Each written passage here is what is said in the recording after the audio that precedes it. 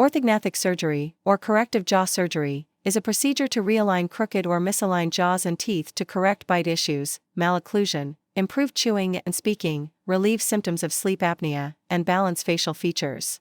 It involves surgically repositioning the upper jaw, maxilla, lower jaw, mandible, or both, often in conjunction with orthodontic braces. The surgery is performed by a maxillofacial surgeon under general anesthesia and leads to functional and aesthetic improvements, though risks like infection, nerve damage, and healing problems exist.